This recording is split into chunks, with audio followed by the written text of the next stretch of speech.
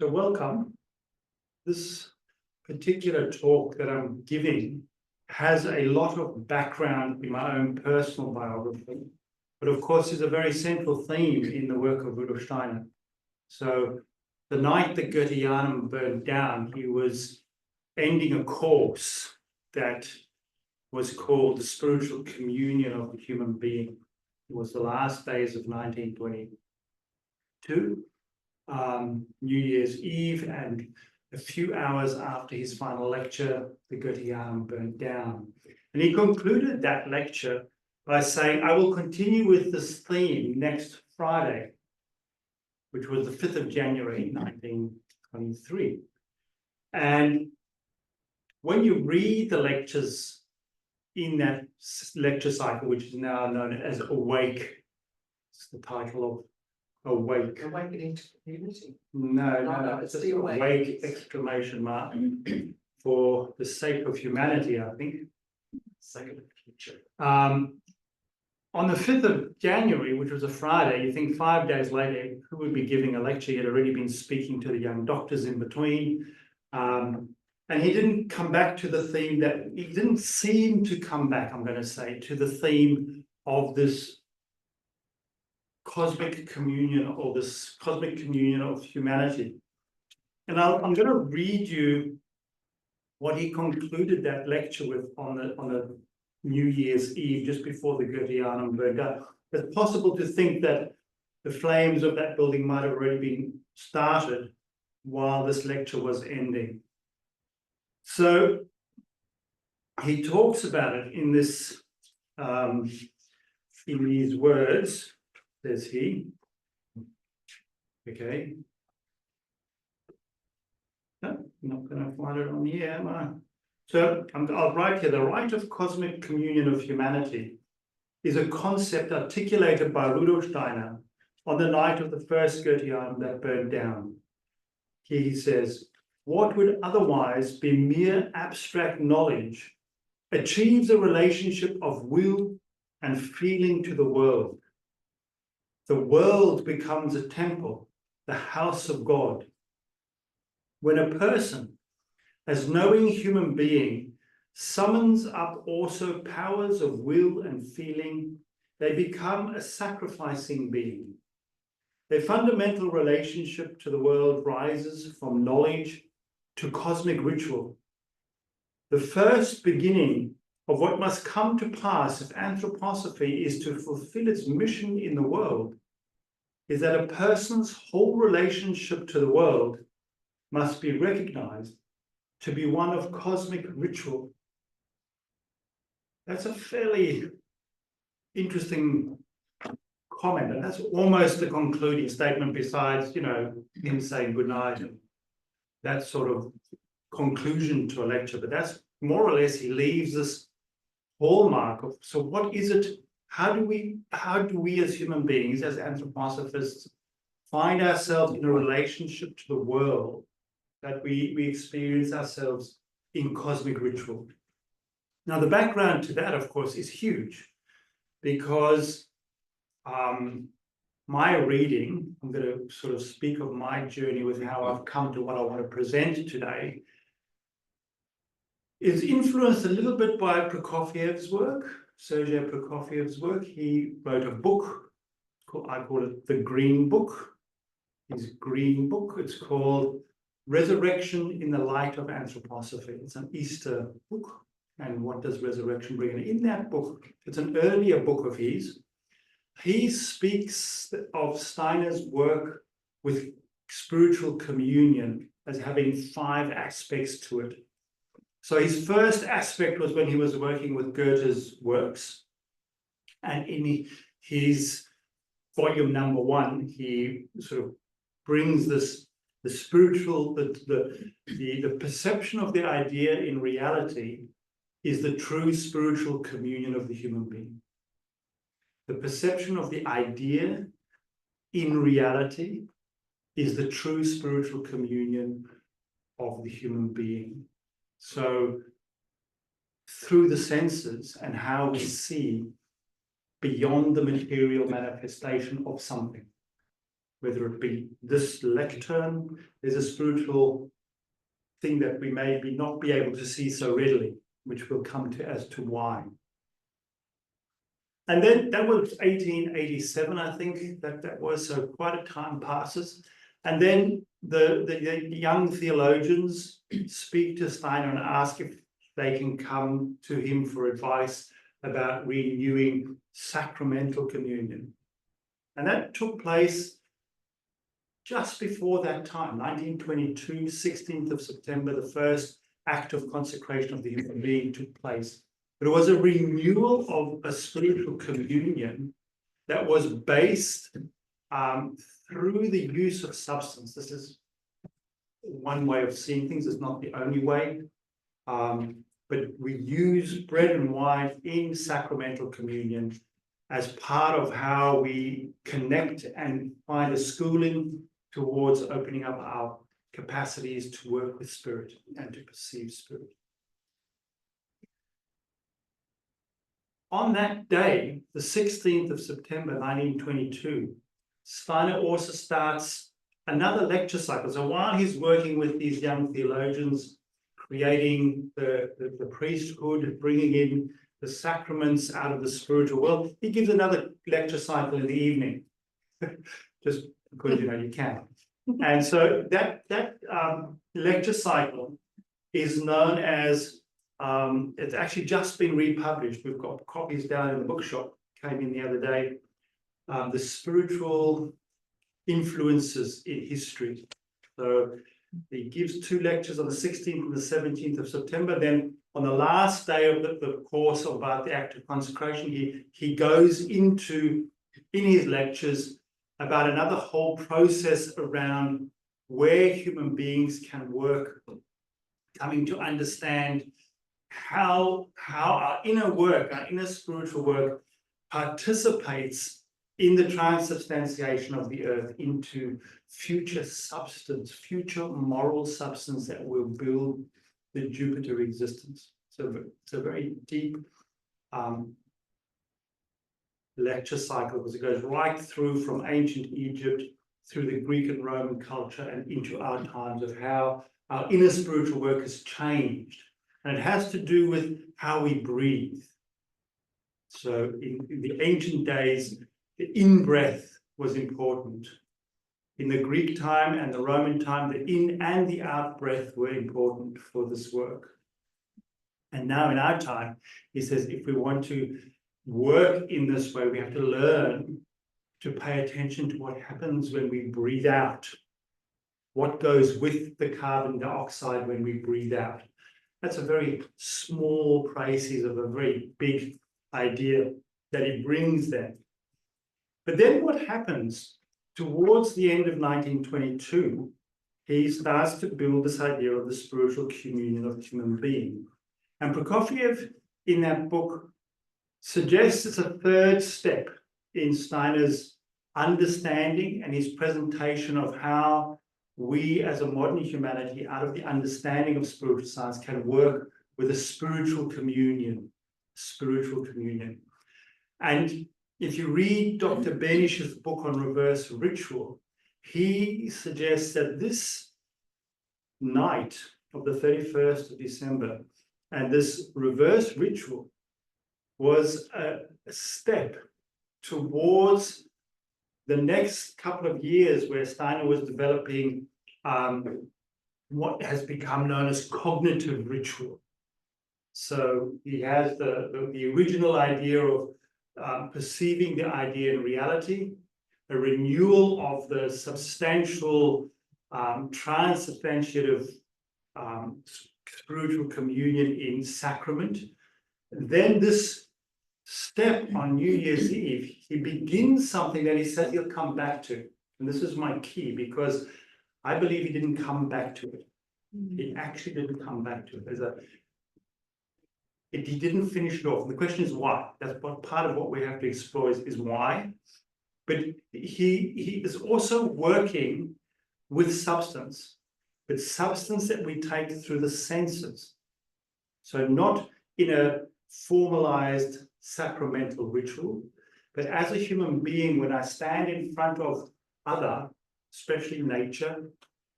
There's an interaction that takes place between what lives in the other, this essential being, and what lives in me. That's the first step. And then to finish the picture of his development of spiritual communion, shortly after that, so he gives this lecture, January 1923, doesn't really go where I wanted him to go.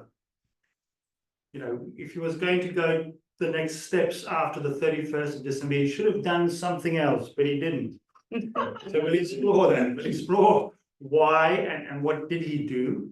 But shortly after that, February, March, he starts these lecture cycles around the difference of how we experience communion in sacrament and in the branch work. So the anthroposophical form of communion with understanding how that works in relationship to the communion that we experience, say, in the Christian community through the sacrament. And there's a whole history behind that.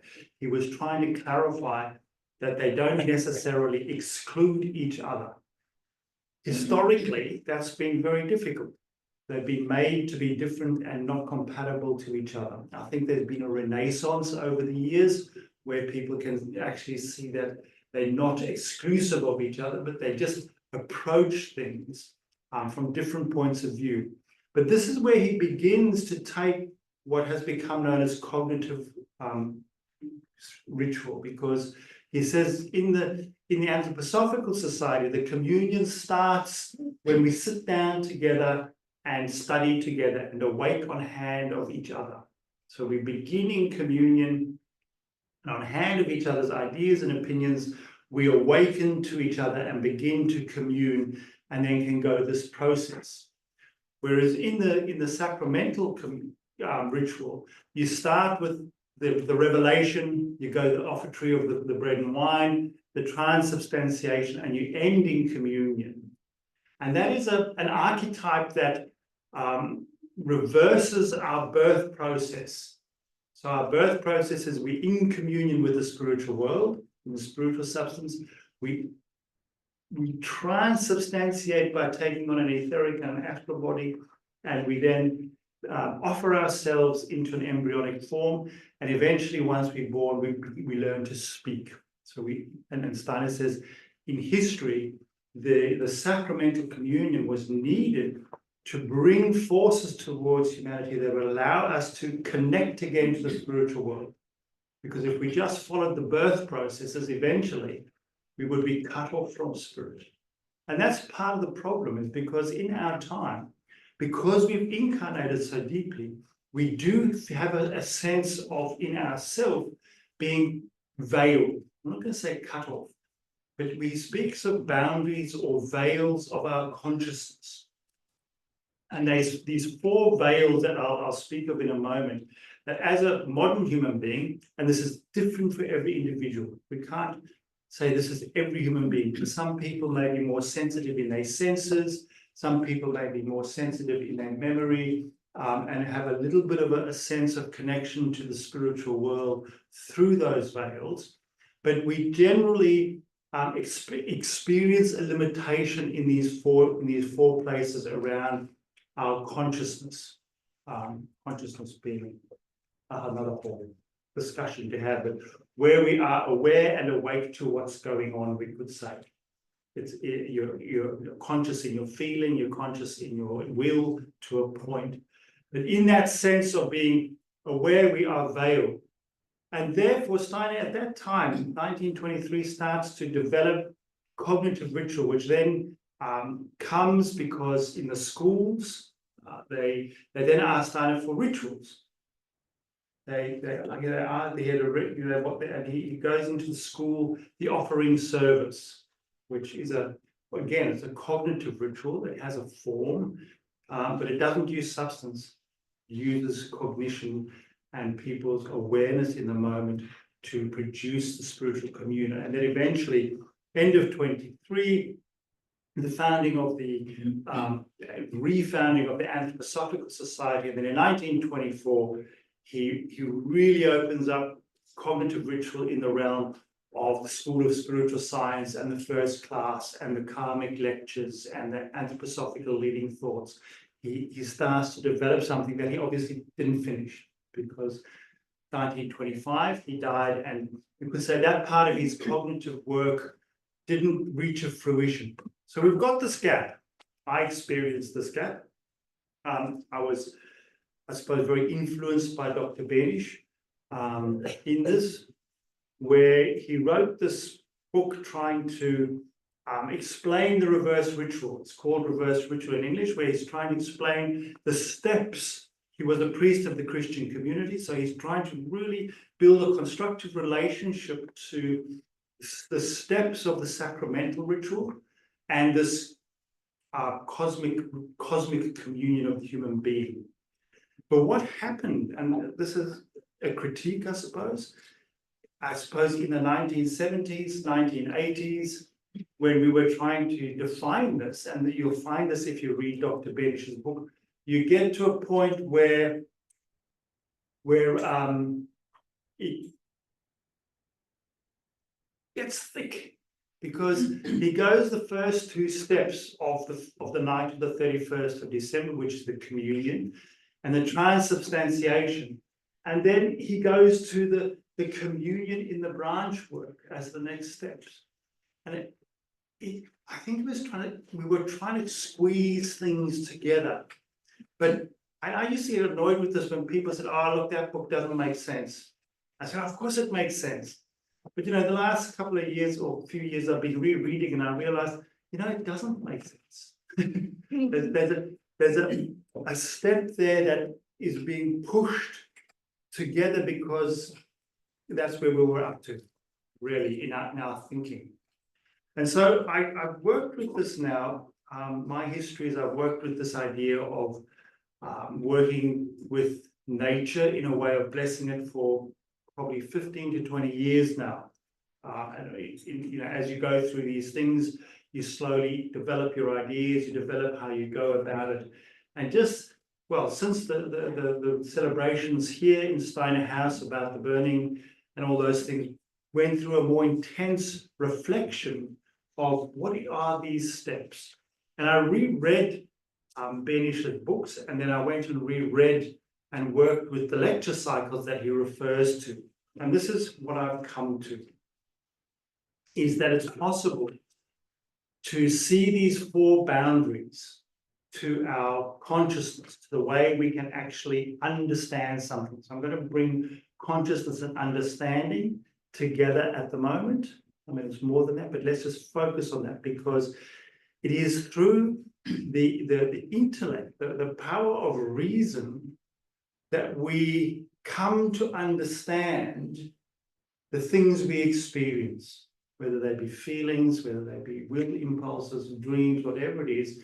We need to be able to use the faculties of intellect to bring that to some kind of understanding of the experience, also spiritually.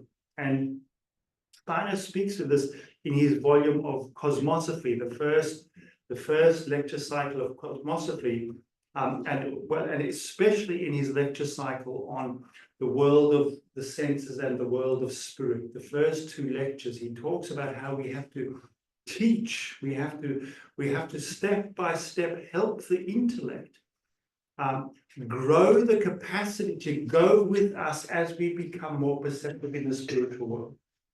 And he takes these four steps that we need to work with.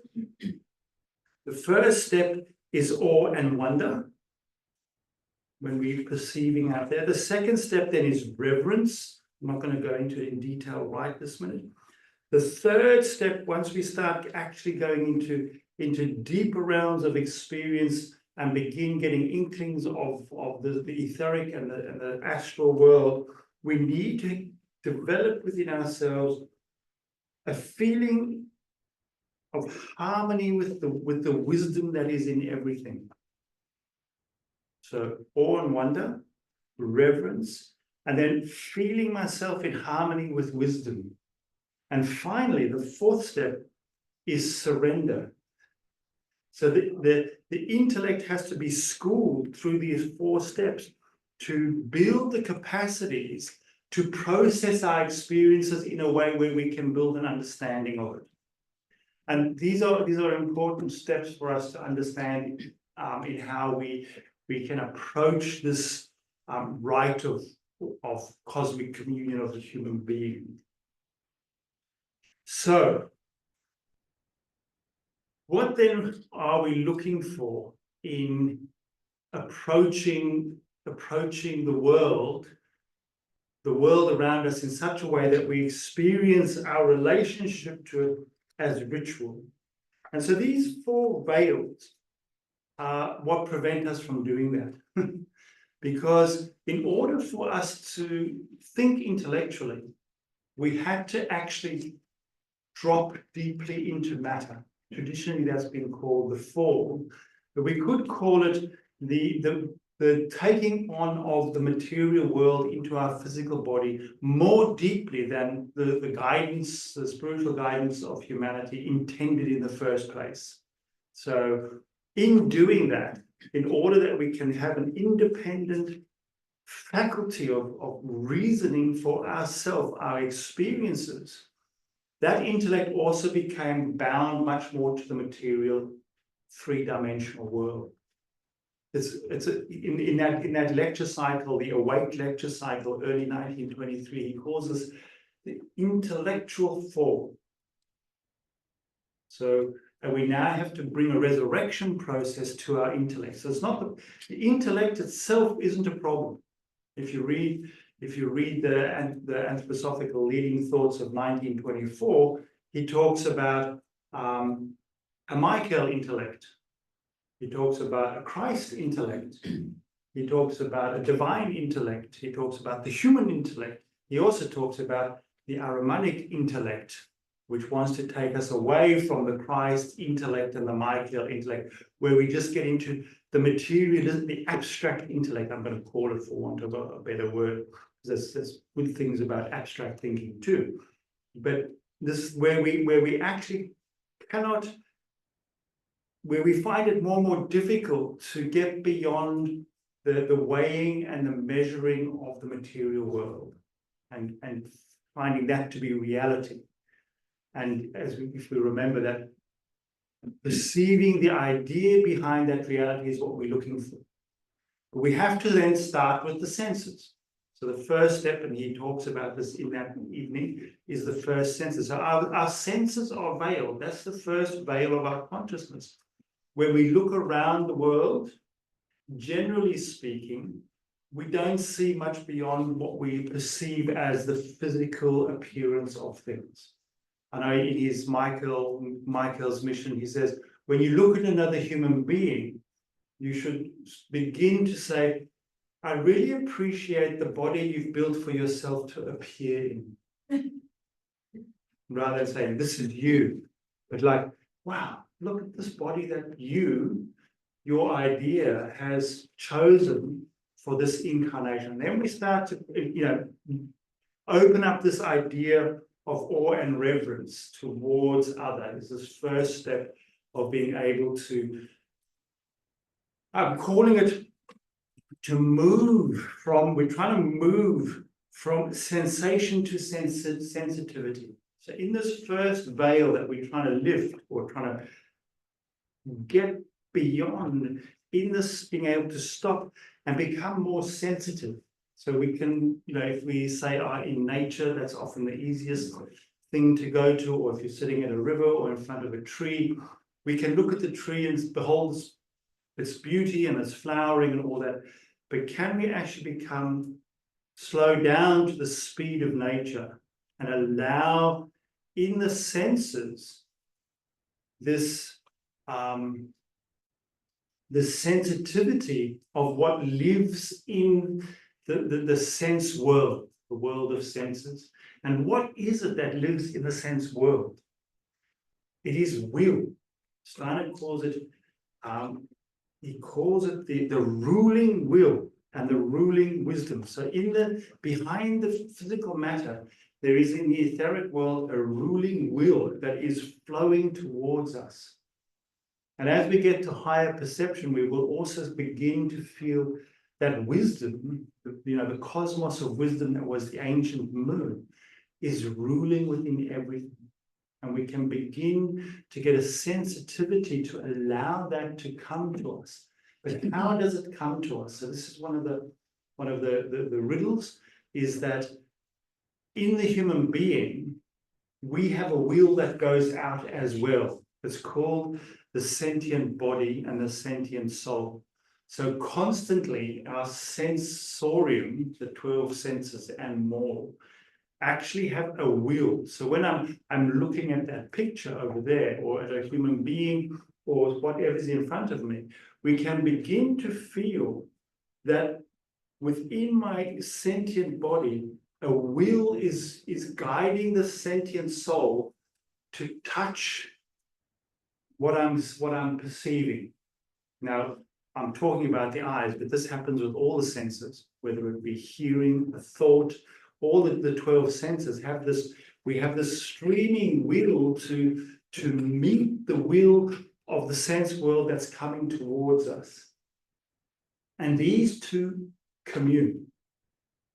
That's the first spiritual communion in the senses. And in learning to be sensitive to this, and we start to lift the veil of the sense world, so that this communion with the pervading will and the pervading wisdom. So we could say that wisdom becomes manifest within my understanding. I'm going to say she, reveals herself in a communion within ourselves in this first step of this thing. And we see, for example, I've spoken about this here before, but Sophia has to become anthroposophia. And the way Sophia becomes anthroposophia is through the human being. In 1913, at his first address to the newly founded Anthroposophical Society, and then in 1924, in his first lectures after the refounding of the Christmas conference, he speaks in this way. He says, what is it that has to be evolved? What has to come to develop in the presence of a new Sophia? The people have learned to relate this Sophia to their self-conscious soul and to experience her as directly related to the human being. This is taking place during the age of self-conscious soul. Thereby, this Sophia has become the being who directly enlightens human beings.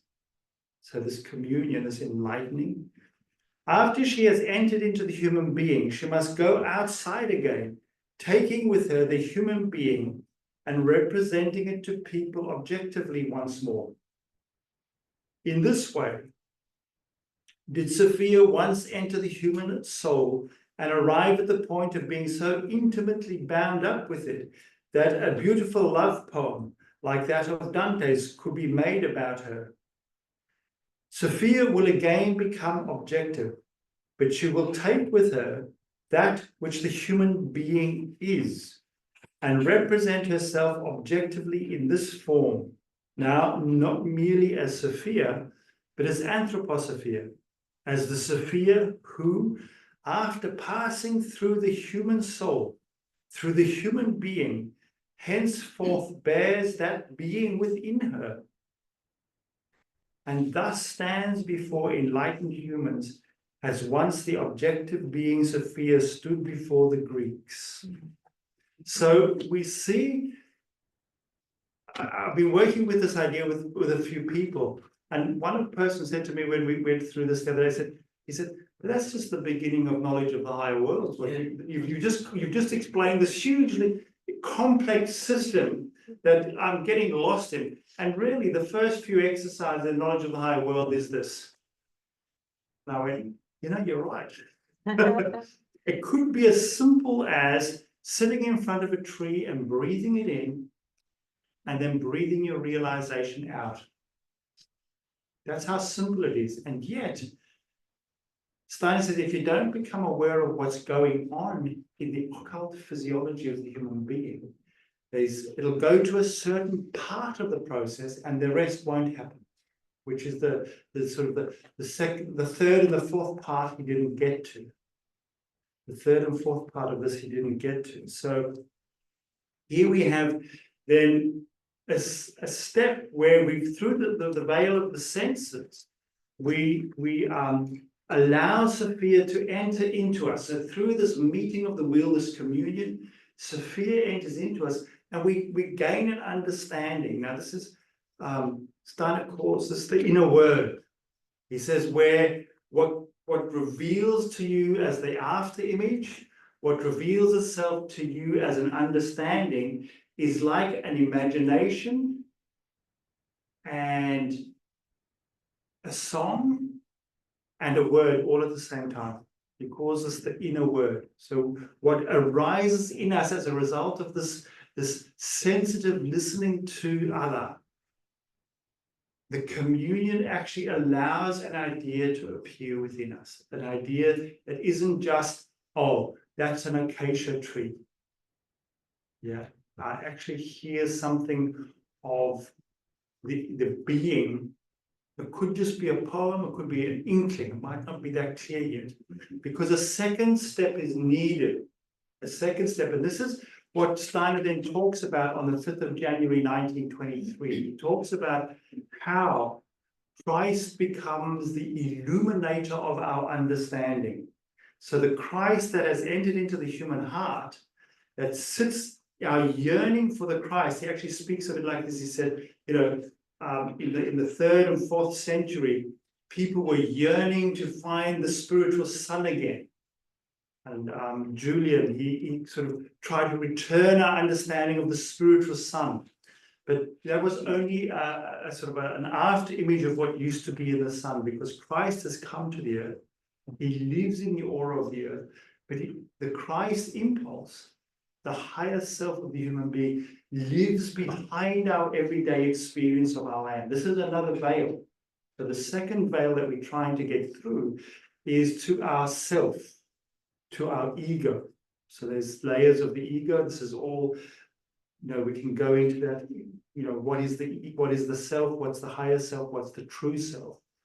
But we need to lift this veil. We've got a yearning to lift this veil in our heart, to feel the Christ impulse in our hearts, who then from our heart can illuminate, transubstantiate, a transubstantiation of the understanding that we've come to through our senses.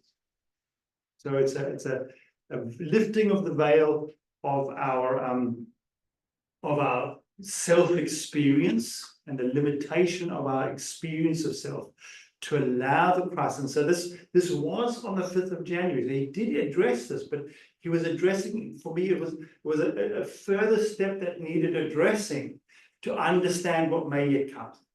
If we don't understand that Christ is the illuminator of our ideas and our understanding, we can't go into the deeper layers. And this all involves the process of the after image of the senses. So when we look at something, the after image of it dies away. So when we have a thought, which is a sense, it dies away and the after image drops into our etheric body and starts to become part of our memory. And it's Christ in the etheric within us who allows that understanding to be illuminated, to actually become a beginning of a moral substance, or at least an astral and a solar and an etheric substance within our being. Now, again, you could say, doesn't that just happen because Christ is there? To a point, we have to say yes. To a point, we have to say yes, because the Christ impulse is at work in every human being due to due to the resurrection and to ascension. But what comes with Whitson then is our sense of needing to take another step. So there's the second step where we need to allow the realizations to find a substantiality by finding a connection to Christ. So we could say that the Sophia that has entered us and the Christ that is within our heart now also have a communion experience. just substantiating. So just try and substantiating our realizations into a spiritual substance within the vessel of our hearts. And this is really important because part of the occult physiology that we need to understand is the relationship between what's going on in the brain and the heart. With every heartbeat, our pineal gland and the whole limbic system is also beating. And with every breath that we breathe in, we put pressure on the diaphragm, and the spinal fluid pushes up into the brain, into the corpus callosum, which is what brings all the different networks in our brain into a unity. And as we breathe out, that drops down physically into our heart. The realizations drop down through the breathing process. So I need to put a parenthesis here because I was educated in anthroposophy in the 1980s and 1990s. And there was an attitude there that said, or a sort of a teaching, I suppose, that was said, Steiner said we shouldn't have breathing exercise and shouldn't do breathing yoga. And over the years, I've lived with that thought, but I've come to see that he gives so many examples of breathing. Pastoral medical course, where we breathe in the etheric forces. And in this particular lecture cycle, where around 1922, where he talks about learning to understand what happens when we breathe out. So we breathe in the moral forces from the sun, we breathe in oxygen, we breathe in all the etheric forms that then move into our body. So there's this deep process of going with the etheric forces of the sun, and therefore the senses, going deeper and deeper into our constitution in the etheric heart. At the same time, it's very complex. It's very complex. At the same time, with every heartbeat that happens, there is an etherization of the blood.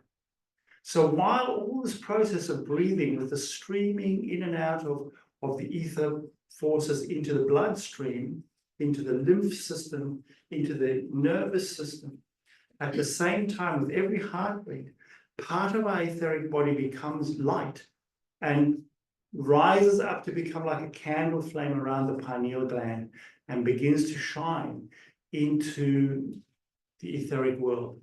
And the Christ who is in the etheric body of the earth joins with that and begins to shine. So this is the physiological foundation for the new revelation of what comes from this rite of cosmic communion. However, there's another very complicated step that we need to go through before we can get to that. Yeah, because we come to the third veil of our consciousness. And the third veil that Steiner speaks about, and this is very much in the Cosmosophy, the first two lectures of the first volume of Cosmosophy, if you're looking for a place to go and ponder it for a few years, is he talks about we have a memory mirror. Our memories, they are veiled. Unless you remember all your memories from this lifetime and every single lifetime that you've ever lived, you've got a veiled memory. we have a limitation to how much we can remember, which is also important, mainly because if we remembered all of our incarnations, we would know what to do with each other and we'd be living a very boring life because we'd all be so harmonious and having it all sorted out. We wouldn't have to wrestle with consciousness and the suffering of raising ourselves. So this memory mirror is in the digestive system. So where these etheric images are coming in and dropping down into the after image, they're also dropping down below the memory mirror and becoming part of our memory. Now, to add to the excitement of how complicated this is, Steiner talks about two new elemental kingdoms that have appeared. So we know the elemental kingdoms of the gnomes and the undines and the sylphs and the salamanders for earth, water, air, and fire. In the lecture cycle, the esoteric Christianity, when he's in Lugano, he had turned up, I think, to be at the Theosophical conference that Annie Besant then cancelled on him once he was in the train. And he turns up, no one no one turned up. So he gave lectures to people at Lugano, 2 at the beginning, and he talks about the great privilege of living in nature and how important it is to be able to develop these things. But he then, as he sometimes does, 3 little sentences in the middle of things that you go, why didn't I read this 50 years ago? Or, you know, whatever long ago it was. He says, since towards the end of the century, so 20th century, towards the end of the century, we will see more and more a new elemental kingdom appear. And this elemental kingdom will appear out of dying nature. So in the autumn forces of trees, wherever we see, again, first chapter of knowledge of the higher world, are you looking at where things are budding, where they're dying away? What do you see when you look at the part of the plant that's dying away? A new elemental being coming into existence. And this new elemental kingdom of elemental beings, I think Thomas Mayer has called them Christ elementals, because they want to help the human being to take these experiences of the sense world into our memory. And he says, into our memory in such a way that they are more real than our memories. So memories that are more real than our memories is what we need to start to learn. So when we're breathing in, when we're taking in the senses, can we first imagine that there are elemental beings that are working with us to allow these experiences to drop into our memory? Now, why is this important? This third threshold of taking this communion with Sophia, this transubstantiation with the Christ in our heart, now drops down into our memory with the aid of these elemental beings, into what he then calls the furnace of destruction. So at first you could see that's just your digestive system. Yeah, you take in food, you burn it down, you ash it, and then you produce the forces, the etheric forces that will hold the brain, and we reabsorb the freed substances, the substances that have become free of the substance we ate, that can now become part of our human body. But he speaks of it in another way. He says, every time we think, every time you have a thought, so when you meditate, when you read a verse, when you're listening to me, you're thinking. Yes. Hopefully. Or you just say, I'll listen to the recording. So every time we think, every time we use the intellect, every time we use our reason to understand something, part of that force, that the process of coming to an understanding is so powerful that part of our physical body turns to ash. Yeah. So below the memory mirror, below our consciousness, is constantly ash for, not out of the food, not out of your muscles, out of your bones. We are ashing our body. So it's a process of dying? And so if we continue, it will be dying. It's the Prometheus story. Consciousness and the liver starts to die. We have to go to sleep so that we can rebuild. That's why we go to sleep, to counterbalance this ashing process. If we were awake all the time, we would basically burn our body up. Yeah. And where the process, and he says that when this process has reached a certain point, we die, because we've used up the physical body. But we do have ways of rebuilding it, of course. But now what happens is, as these elemental beings carry these thoughts down into our physical body, and this ash, this new substance, that's an offering. It's a sacrificial offering, where we actually have ash sitting in the chalice of our body, waiting for a substantiation to take place, new substance. But this is where, if we don't understand the process, it doesn't just happen automatically anymore. And this is the part he didn't, he spoke about it earlier in his works, but didn't bring it in with this as well. So I would have hoped that he went, and Benish brings it into a point, but doesn't take it to where I'm going to go now. Because what then happens is, the Christ forces and the moral forces that come in from the sun and the ideas of morality that we build within ourselves out of our consciousness. And in this sense that, you can say, well, what are the moral forces? Where do we generate moral forces? And I'm going to give one of the descriptions that Steiner talks about as what a moral force is. It is the feeling we have in our relationships. The feelings that we have in our relationships are one of the areas where we can develop moral forces.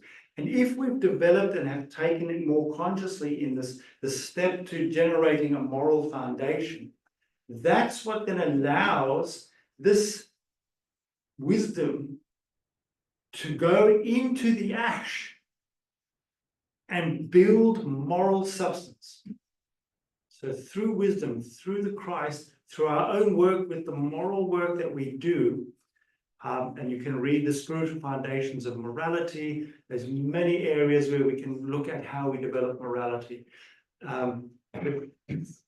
That force allows the substance that we've communed with through our senses to go below the mirror of memory, this veil, and generate a lifeblood, a living blood of moral substance that will become the essence of the new Jupiter in our body, out of the substance of our body. So Sophia really goes into us, unites with our humanity, right down into the ash processes of consciousness, ready to go where?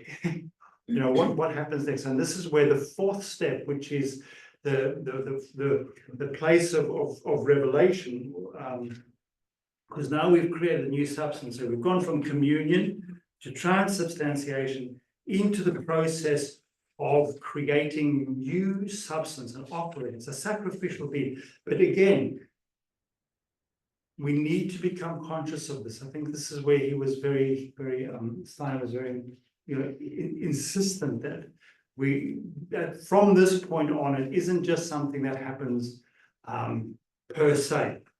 Oh, maybe it does. Maybe I'm wrong. Maybe I'm reading that wrong.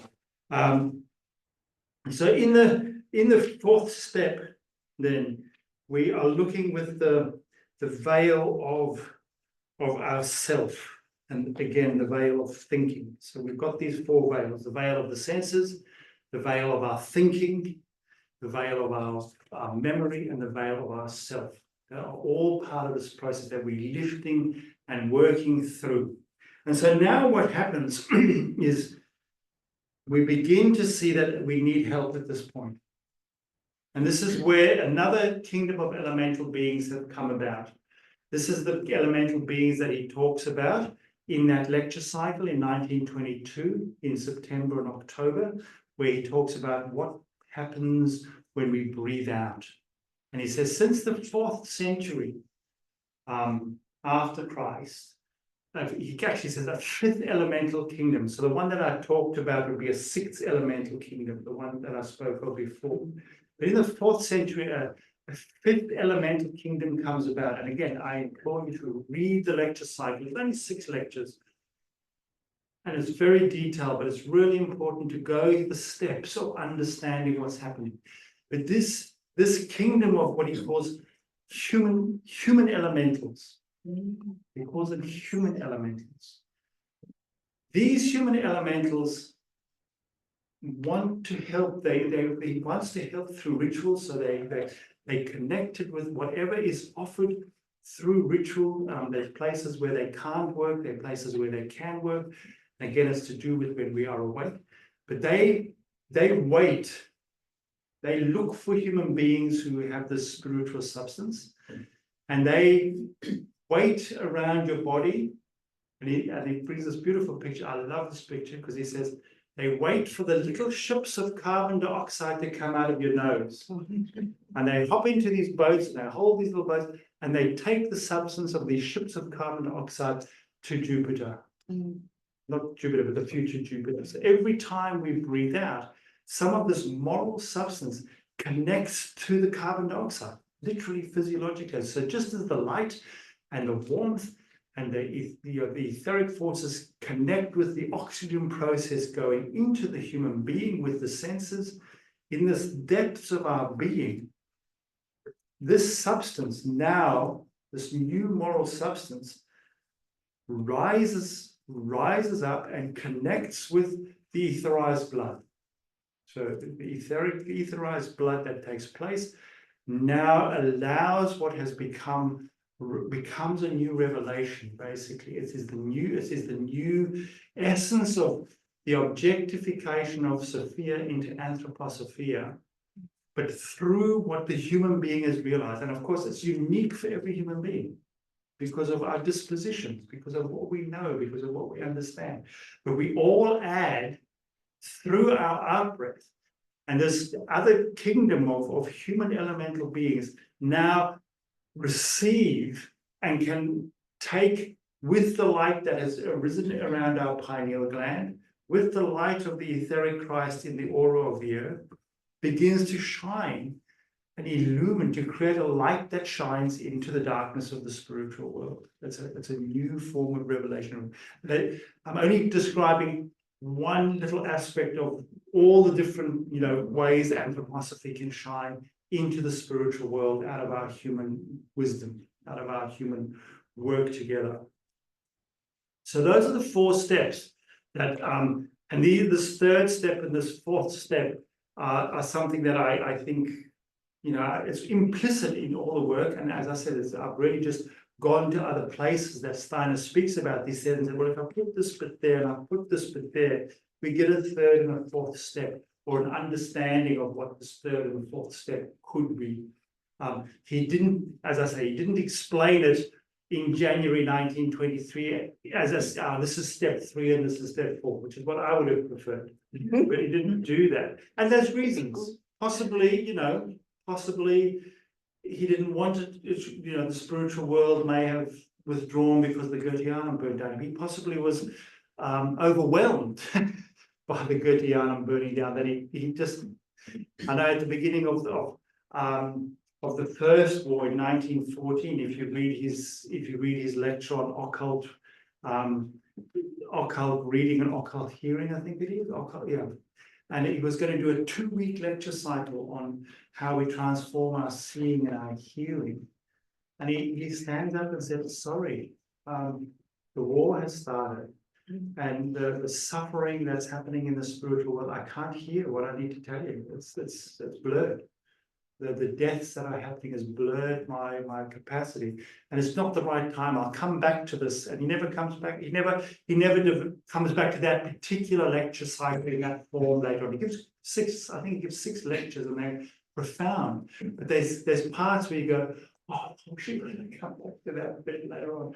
He may have, had he lived another 12 years or so, he may have come back as I have a feeling that he didn't come back to it because maybe the time was not right because of the burning. He may have come back to it later on. And so I'm just sort of putting myself out on a line and saying, I've taken a step in myself to go, let's have a look at these 4 steps and see if that's something we can learn. And as I said, I'm going to conclude with this.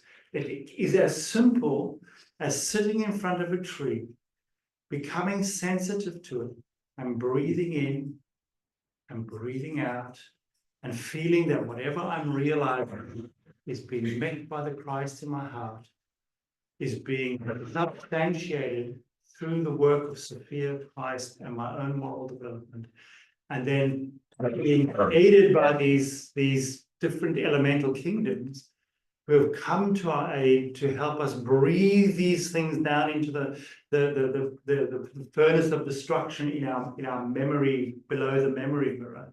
But also then these human elements are helping us offer the substance into new revelation. So that's the 4 steps that I've come to define out of my process with it. I hope one day I'll be able to put it out in a book so you can actually just read it and work with it. But yeah, those are my thoughts on this. And with that, I sort of conclude my lecture. And we want to have a little discussion, we can, otherwise we can finish there. I don't know if there's any questions or observations. If you speak, please speak loudly so that people on the Zoom can also hear, or if there's someone on the Zoom who wants to ask a question, Alan will relay it to us.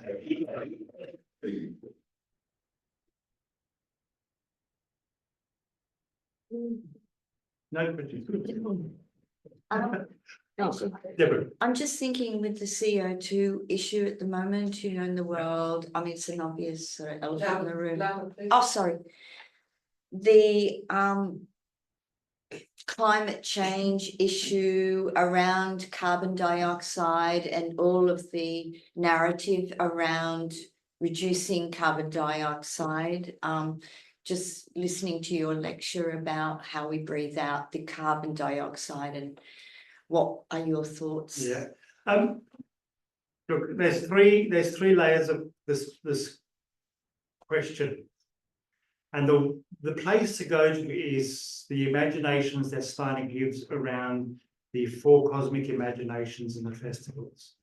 And he talks about carbon dioxide as one of the spring forces. So carbon dioxide in nature comes, so for example, we've got a massive production of carbon dioxide in the nullable plain. So limestone, water, carbon dioxide is released. And when the rain comes in Australia, it's not in South Australia, it's not in the springtime, by the way, it's in September because, sorry, it's not in September, it's the opposite time of the year when the rain comes.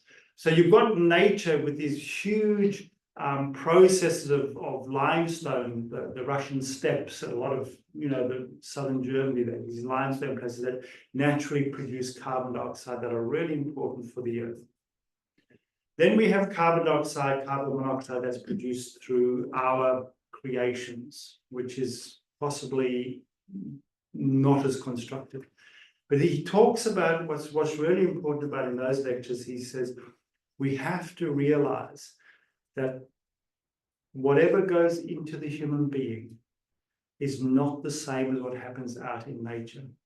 So when we take oxygen in and we process it and create carbon dioxide, it's not the same as the carbon dioxide produced by limestone processes. It has a completely different quality to it. So we're talking about, here we're talking about the carbon dioxide produced in the human body and breathed out with this consciousness is already, I think, a counterbalance to the harmful warming carbon dioxide, but it needs to have the spiritual content with it.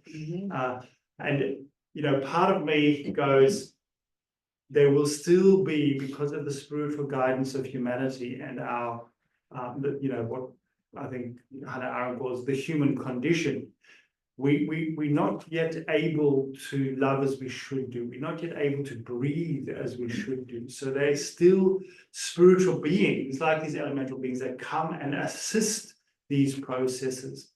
But I think even in that, just trying to see that, the carbon dioxide that comes from the human being has a completely different impact on the earth, on the substance of the earth, than both the natural forms of carbon dioxide and that produced by Industry. For want of a better word. That makes me think about how the food been altered so that we can breathe different. It makes me think about the food that they're making so that we can consume and then breathe out. It will be changed. The chemical. So there's so many things related to this. So the food we eat, the way we digest is changing. We don't digest as well as we used to, and therefore all of this stuff is at jeopardy. I mean, the forces that are against our universal humanity, our divine humanity, are trying to undermine the human constitution, because it is through the human constitution that this change can take place. In the act of consecration, Steiner says that the act of the transubstantiation is basically the digestive system made into ritual form. So it's got a healing process for our digestive system. So all these things, and this is, I don't want to go away and think, well, there's these 5 forms of spiritual communion. They're actually all mutually beneficial to each other. Because they're coming at the same process of transubstantiating the earth into moral substance for the future through different facilities, through different processes. So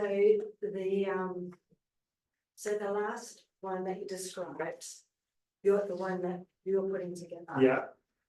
And you were talking about how insight is part of that process. Is that different to the perception of the idea and reality, which was, I think that was the first one?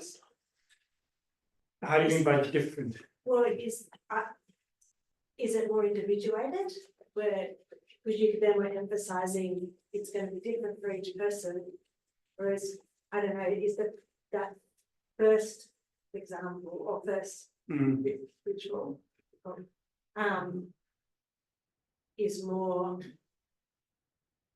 what you're perceiving as an objective reality, is not so individuated? Yeah, okay, yeah. So in that first sense, when he was working with Goethe's work and said the perception of the idea in reality, the true spiritual communion, is we could say almost it's the first step of what I'm describing, but it is very much a kind of, I'm perceiving the spirit out there and therefore needing to take it in, whereas this is taking it into slightly different, it's going to be, for it to be ritual. The first one I don't think is ritual. For it to be ritual, it needs these 4 steps. And that's part of his whole work with the Christian community, was to make us very aware of these 4 processes in ritual.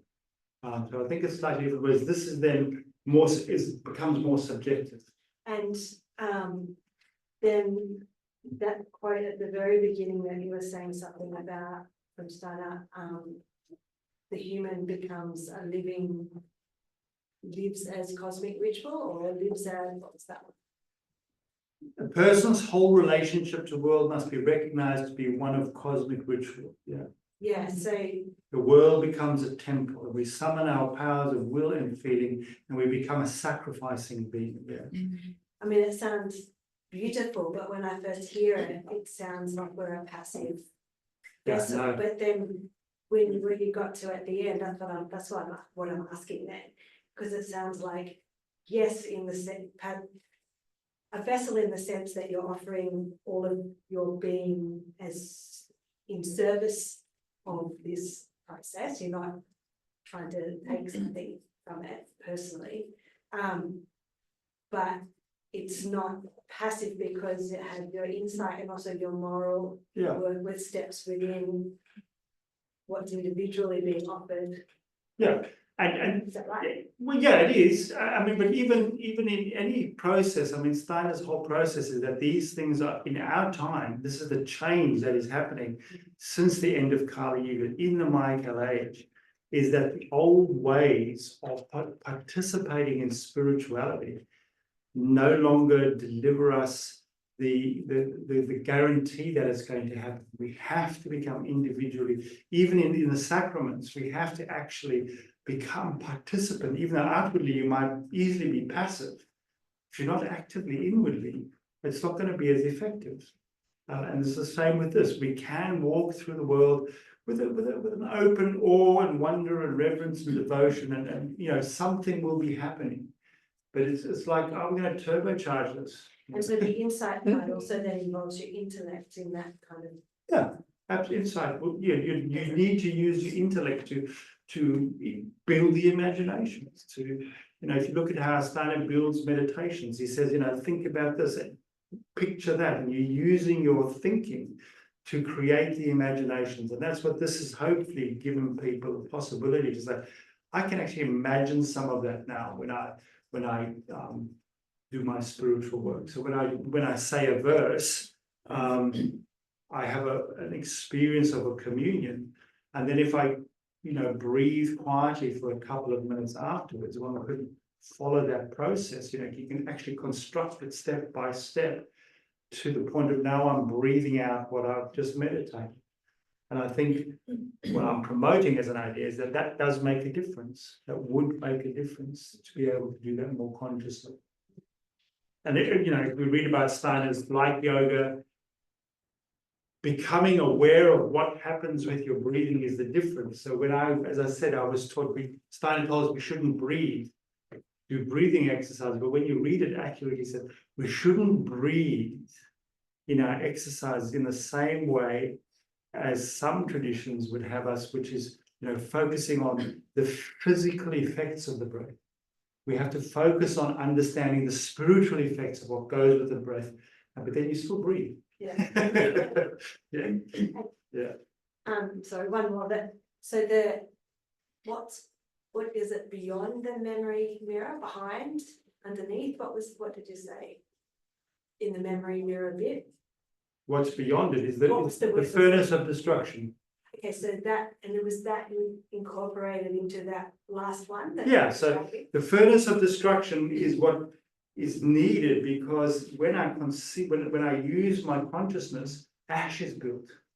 And the ash becomes the raw material where this moral substance can be built from. If you don't have the ash physically, so it's a physical process. We're not just building moral substance, there's actually a physiological production of ash out of my body that then becomes the light-filled moral substance that then becomes, part of the revelation of the Jupiter substance. And is it then, if it's beyond the memory mirror, I can't remember what the word was, under it, Beneath. So does that mean it's not conscious to us? Yeah, it's not conscious to us.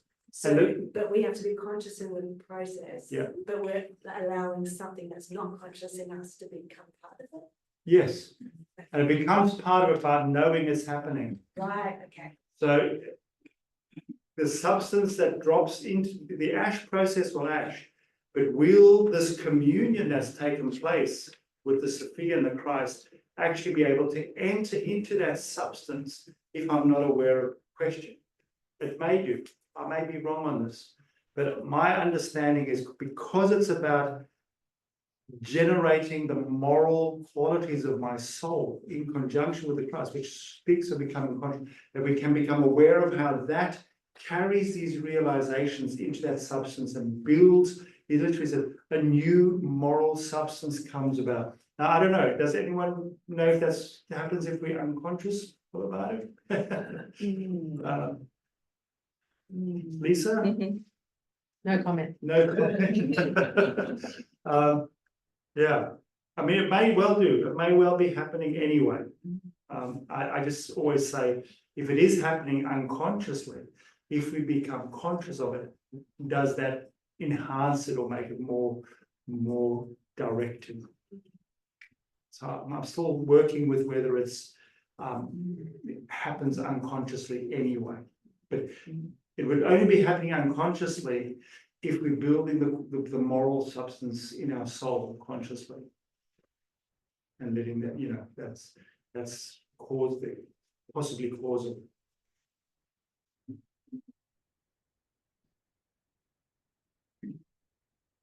So Okay. John was asking exactly the same thing. He said, what was moral substance? Who? John. John, what is moral substance? Well, you have to ask it. Yeah, that's a huge question in itself. As I said, it's the moral substance is what comes about through this process. There's moral substance that comes to us out of the starry world. So Steiner always talks about how Immanuel Kant always said that, the world, the law of the stars and the moral law within me are one and the same. And creating a moral disposition isn't necessarily yet creating moral substance.